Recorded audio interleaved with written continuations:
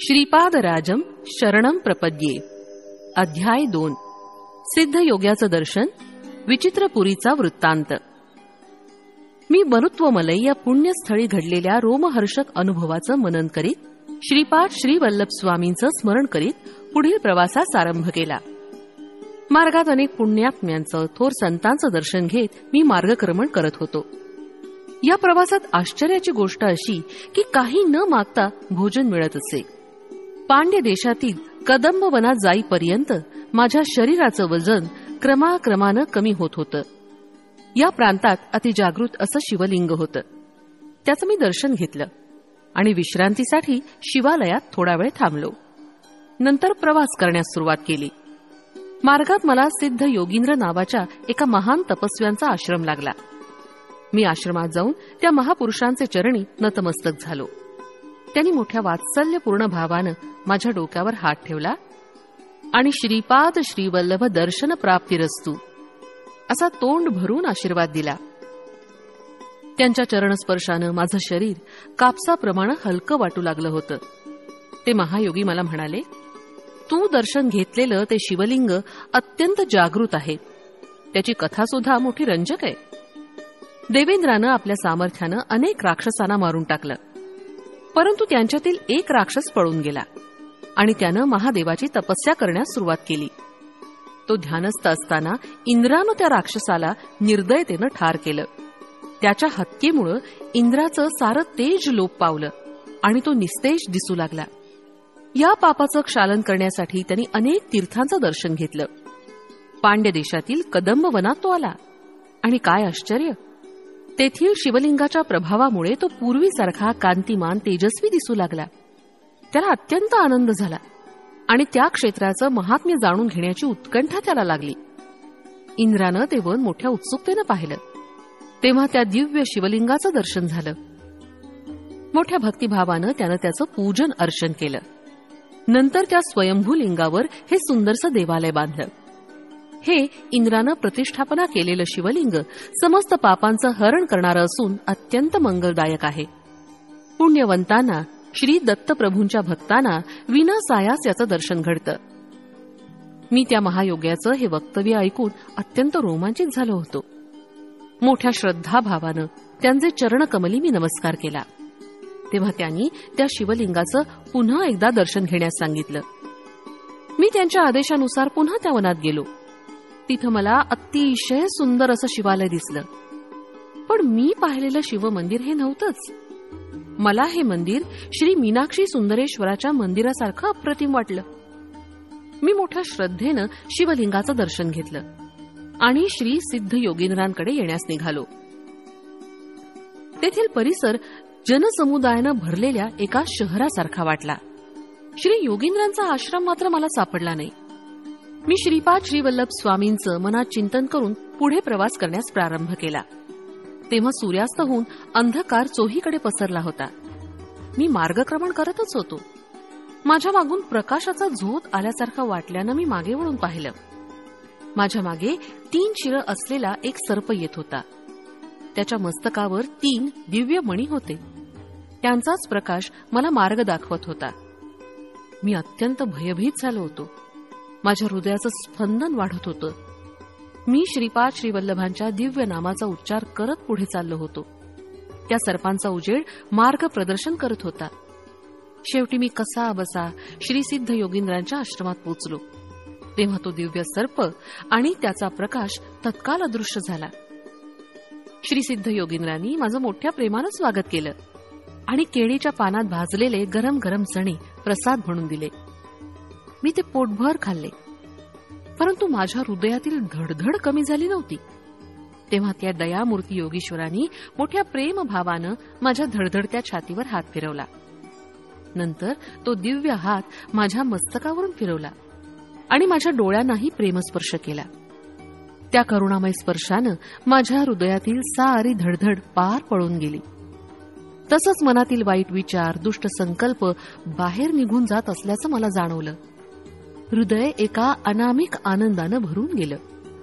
श्री दत्त महिमा, श्रीपाद श्रीवल्लभ स्वामींचा अनुग्रह संपादन करण्यास योग्यता. त्यावेळी सिद्धयोगी म्हणाले, तू अगोदर दर्शन घेतलेलं शिवलिंग आणि त्यानंतर दर्शन घेतलेलं श्री सुंदरेश्वराचं मंदिर ही दोन वेगवेगळी देवालये नाहीत. तुला अशा प्रकारचा अनुभव घडवून आणावा अशी श्री दत्तात्रेयांची अनुज्ञा होती, म्हणून तुला अशी वेगवेगळी मंदिरं दाखवली. श्री दत्ताच्या कृपाप्रसादानं काळास मागे नेऊन देवेंद्रानं प्रतिष्ठापना केलेली मूर्ती, त्यावेळचा परिसर तुला दाखवला. तू पाहिलेली सारी सृष्टी श्री दत्तप्रभूंच्या केवळ संकल्पानं भविष्य वर्तमानात बदलू शकते. वर्तमान काळ भूतकाळात आणि भूतकाळ वर्तमानात परावर्तित होऊ शकतो. भूतकाळातील घडलेल्या साऱ्या घटना वर्तमान काळात घडत असलेल्या व भविष्यकाळी घडणाऱ्या साऱ्या घटना श्री दत्तप्रभूंच्या संकल्पानुसार घडतात. एखादी गोष्ट घडणं, न घडणं अथवा वेगवेगळ्या प्रकारे घडण्यास श्री दत्तप्रभूंचा संकल्पच कारणीभूत असतो. ज्या संकल्पानं सृष्टीची उत्पत्ती, स्थिती आणि लय होतो, त्या महासंकल्पाचे प्रणेते प्रत्यक्ष श्री दत्तप्रभूच आहेत. तेच सगुण रूपात पीठिकापुरम या क्षेत्री श्रीपाद श्रीवल्लभ या नावानं अवतरले आहेत. तेथील लोकांनी त्यांचं सत्यस्वरूप जाणलं नाही, परंतु कुरवपूर इथे मासे पकडणाऱ्या कोळी लोकांनी त्यांच्यावर नितांत श्रद्धा ठेवली आणि अल्पज्ञ असूनही ते स्वामींच्या कृपाप्रसादानं भवसागर आनंदानं पार करून गेले. श्रीपाद श्रीवल्लभांची कृपा संपादन करण्यासाठी आपल्यातील अहंकार पूर्णपणे नाहीसा झाला पाहिजे. ज्यावेळेस आपलं हृदय काम, क्रोध, लोभ, मोह, मद आणि मत्सर या षड्रिपूतून मुक्त होऊन शुद्ध होईल, त्यावेळी स्वामींची कृपा होण्यास मुळीच विलंब लागणार नाही. देवेंद्रानं प्रतिष्ठापित केलेलं ते शिवलिंग धनंजय नावाच्या एका व्यापाऱ्यानं पाहिलं.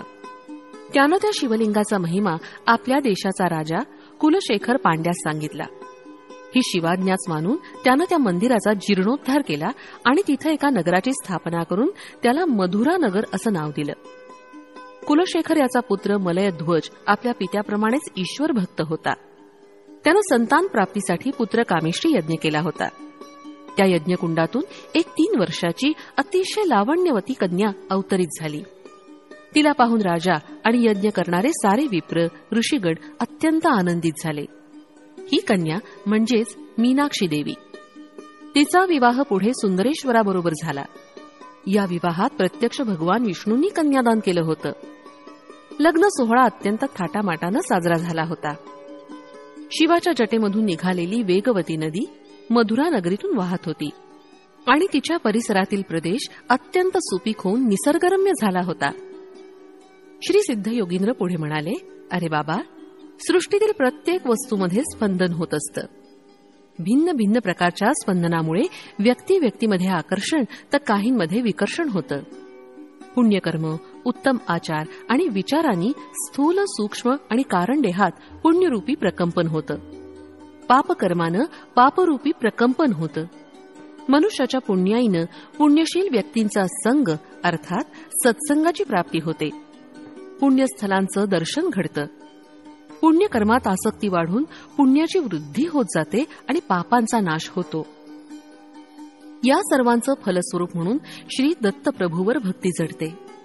अरे बाबा शंकर भट्टा, तुझ्यावर श्री श्रीपाद वल्लभांची अपार कृपा असल्यामुळेच तू इथं येऊ शकलास. माझ्या सद्भाग्याचं मलाच आश्चर्य वाटत होतं. श्री श्रीपाद वल्लभांच्या दर्शनाची तळमळ दर क्षणी वाढत होती. किंवा एकदा कुरवपुरी जाऊन श्रींच्या चरणी नतमस्तक होईन असं झालं होतं. अशा स्थितीतच मला निद्रा लागली होती. दुसऱ्या दिवशी सकाळी उठलो तर आश्चर्याचा धक्काच बसला. मी एका उंचशा टेकडीवरील पिंपळाच्या झाडाखाली होतो. जवळपास कोणी माणसं नव्हती. मी रात्री ज्या श्री सिद्धयोगींद्रांच्या आश्रमात राहिलो होतो तो आश्रम दिसत नव्हता. मला वाटलं रात्रभर ज्या आश्रमात राहिलो, श्री सिद्धयोगींच्या वचनामृताचा आस्वाद घेतला, तो एक भ्रम होता का? असे नाना विकल्प मनात येऊ लागले. तेव्हा मी आपलं सामान आवरून घेऊन पुन्हा एकदा प्रवास सुरू केला. सकाळी निघालेला. दुपार झाली तरी चालतच होतो. थोड्याच वेळात एक लहानसं गाव दिसलं. मला अत्यंत भूक लागली होती. मी ब्राह्मणांच्या शिवाय इतर कोणाचे घरी अन्न ग्रहण करीत नसे. त्या गावात एकही ब्राह्मण नव्हता. ते एक गिरिजन लोकांचं गाव होतं. त्यांचा मुख्य माझ्याजवळ आला आणि म्हणाला, आमच्या गावात कोणीही ब्राह्मण नाही. आम्ही तुला फळं आणि मध देतो. त्याप्रमाणे त्या वृद्ध गृहस्थाने मला फळे आणि मध आणून दिला. मी ते खाणार एवढ्यात एक कावळा उडत आला आणि माझ्या डोक्यावर येऊन बसला आणि चोचीनं डोक्याला इजा करू लागला. मी त्याला हाकलण्याचे खूप प्रयत्न केले, परंतु व्यर्थ गेले. तेवढ्यात बाजूला असलेल्या झाडावरून एकदम 4-5 कावळे आले आणि ते माझ्या हातावर, खांद्यावर बसून चोचींनी हातापायांना जखमा करू लागले. मी फळं आणि मध टाकून तिथून पळालो. तो वृद्ध गृहस्थ म्हणत होता, मी कोणा सिद्ध पुरुषाची निंदा केली असेल त्यामुळेच हा कावळ्यांचा त्रास भोगावा लागला. मला आठवलं, मी त्या सिद्ध योगींद्रांबद्दल मनात शंका घेतली होती. त्याच अपराधाची ही शिक्षा होती. माझं शरीर रक्तबंबाळ झालं होतं. मी पळत होतो, कावळे पाठलाग करीतच होते. मी श्रीपाद श्रीवल्लभांची मनोमन प्रार्थना केली आणि या संकटातून सुटका करण्याची विनंती केली. तेव्हा मला समोर एक औदुंबराचं झाड दिसलं. मी त्या झाडाखाली विश्रांतीसाठी बसलो.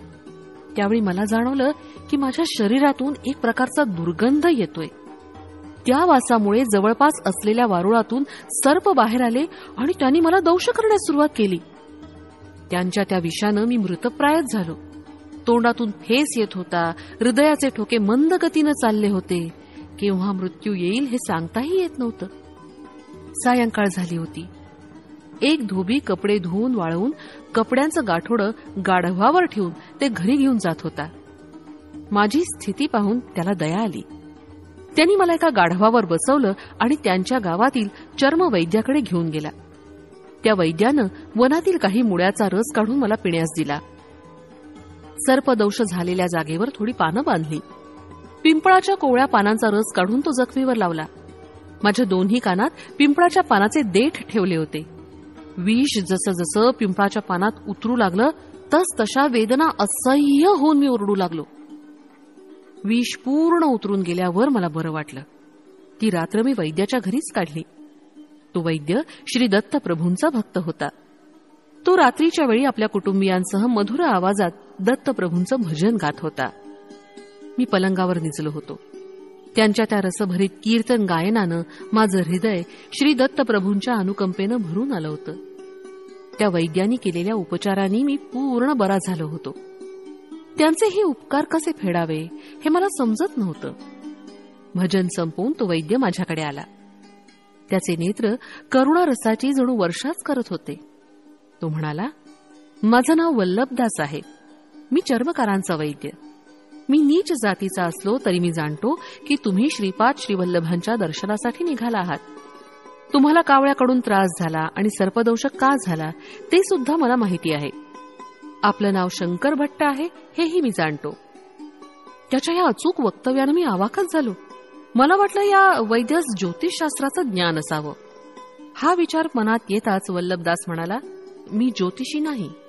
श्री पीठिकापुरम म्हणजे पंडितांचं माहेर घर. सामवेदार्थ सम्राट अशी पदवी मिळवलेले श्री मल्लादी बापन्ना अवधानुलू यांनी सुद्धा या पुण्यभूमीत निवास केला होता. परंतु ते प्रगाढ वेदज्ञान असलेले पंडित अहंकारामुळे श्रीपाद श्रीवल्लभांचं खरं स्वरूप जाणून नाही घेऊ शकले. शुष्क वेदांत, अर्थहीन तर्कवितर्क करणारे पंडित श्रीपाद श्रीवल्लभांच्या कृपेस पात्र होऊ शकले नाहीत. तुला टोचून जखमा केलेले कावळे हे पूर्वजन्मीचे पीठिकापुरम इथले महाअहंकारी पंडितच होते. त्यांनी आपलं जीवन श्री श्रीपाद वल्लभांचं महात्म्य न जाणता आपल्या ज्ञानाच्या अहंकारातच व्यर्थ घालवलं. ते मृत्यूनंतर स्वर्गलोकास गेले. तिथं इंद्रानं त्यांचा वेद पंडित घनपाठी म्हणून सत्कार केला. परंतु जेव्हा त्यांना भूक लागली आणि जीव भुकेनं व्याकुळ झाला तेव्हा त्यांना खाण्यासाठी कोणी काहीच दिलं नाही. इंद्र म्हणाला, तुम्ही पृथ्वीवर असताना दानधर्म केला असता तर एका दाण्यासाठी 1000 दाणे आमच्याकडून मिळाले असते. परंतु तुम्ही कुणाला काही दान दिलं नाही, तेव्हा तुम्हाला आम्ही काहीच देऊ शकत नाही. तुम्ही या लोकात स्वेच्छेनं कितीही काळ राहू शकता, परंतु अन्न पाण्यापासून इतर स्वर्गसुख खरोखर शिक्षेसारखी होती. इंद्र पुढे म्हणाला, हे पंडितांनो, तुम्ही पादगयेसारख्या पवित्र स्थळी राहून सुद्धा श्रद्धा भक्ती निष्ठेनं आपल्या पितरांना पिंडदान केलं नाही. आई वडिलांचा योग्य तो सन्मान न करता त्यांच्या औषध पाण्यासाठी एवढा खर्च झाला असे कृतज्ञतेचे उद्गार तुम्ही वारंवार काढले. श्रीपाद श्रीवल्लभांना श्री दत्त प्रभूचे अवतार न मानण्या इतके तुम्ही अंध झालात. श्रीपाद श्री वल्लभांच्या नामस्मरणानं पवित्र झालेल्या भक्ताचे रक्तप्राशन केल्यावरच तुम्हाला उत्तम गती लाभेल. वल्लभदास साधी कहाणी सांगत होता. तो म्हणाला, शंकर भट्टा, हे कावळे ते सर्प पूर्वजन्मीचे अहंकारी पंडित होते. त्यांनी तुझे रक्त चाखले आणि उत्तम गतीस प्राप्त झाले. वल्लभदास पुढे म्हणाला, ब्राह्मण सत्यनिष्ठ असावा, क्षत्रिय धर्मबद्ध असावा, वैश्यानी व्यापार व्यवसाय, गायीचं रक्षण, क्रय विक्रय आदी व्यवहार करावेत, शूद्रांनी प्रेमस्वरूप राहून सेवा करावी. भगवंताच्या भक्तीसाठी मात्र वर्ण, जात, कुळ, श्रीमंत, गरीब, स्त्री, पुरुष असा भेदभाव नसतो. भगवंत भक्ताचा केवळ प्रेमभाव, श्रद्धा आणि दृढ विश्वासच पाहतो. मानव कोणत्याही वर्णात जन्मला तरी त्यानं स्वधर्मानुसार कर्म करावं.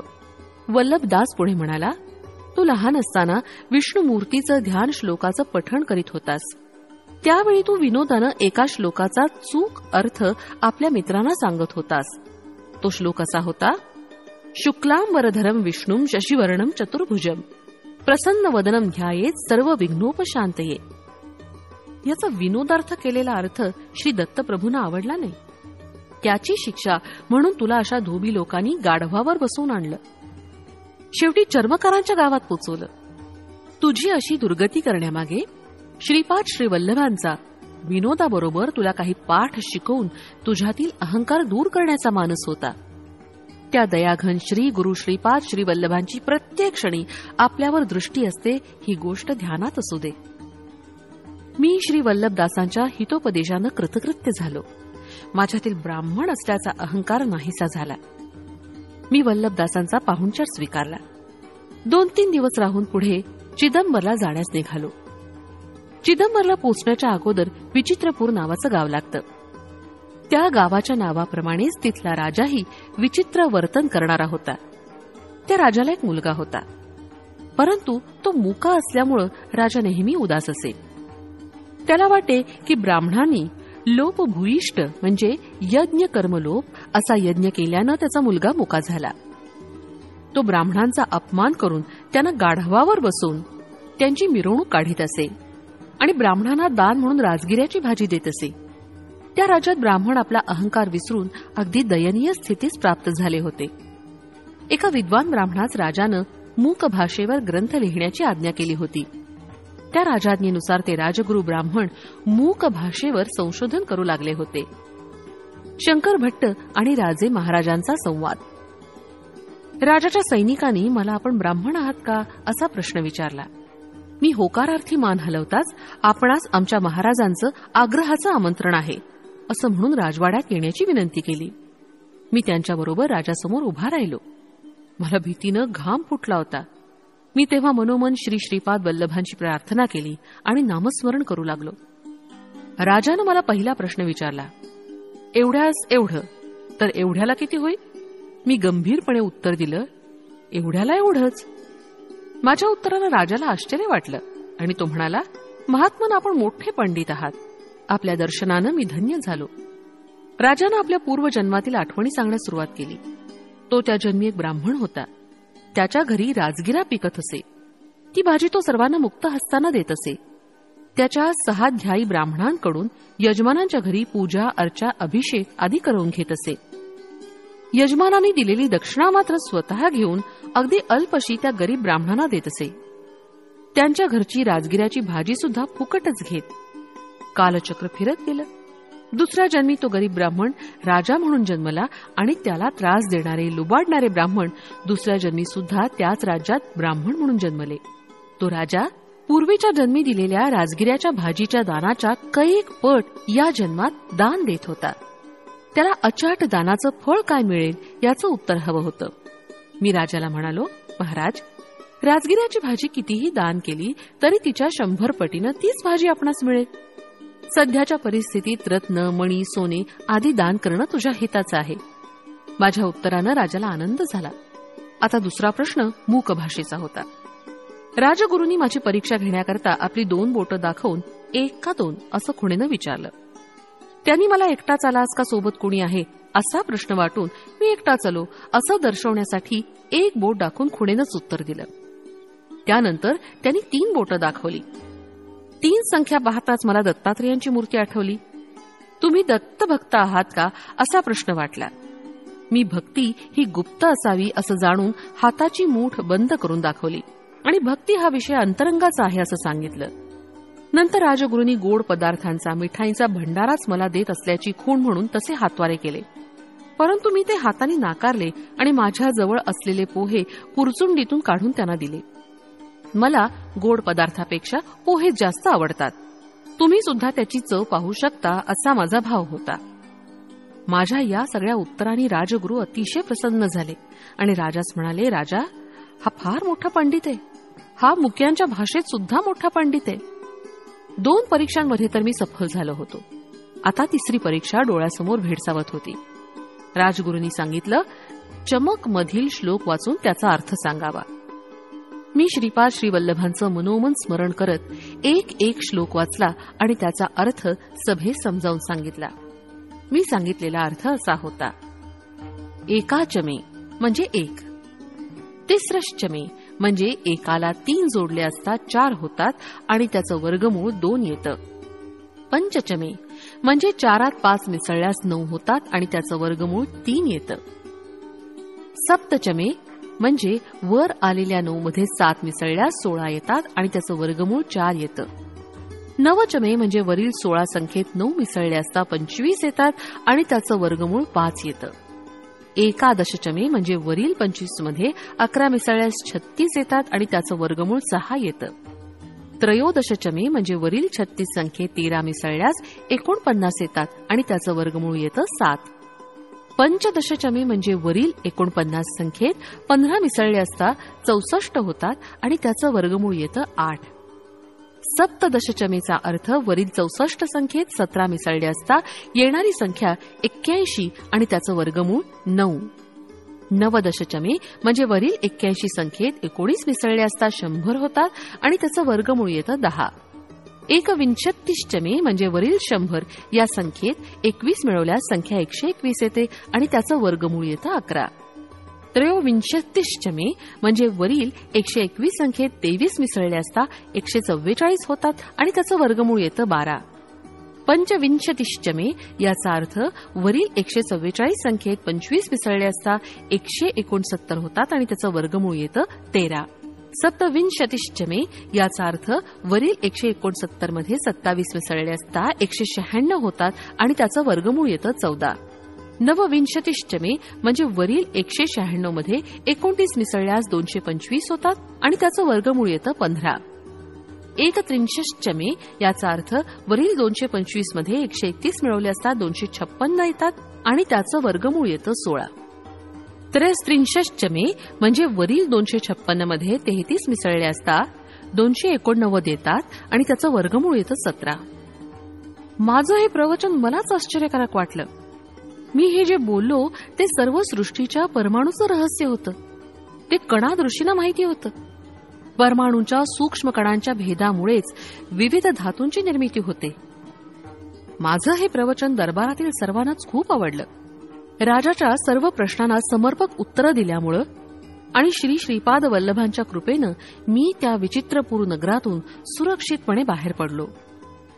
श्रीपाद श्रीवल्लभांचा जय जयकार. फलश्रुती मनःक्लेश निवारण.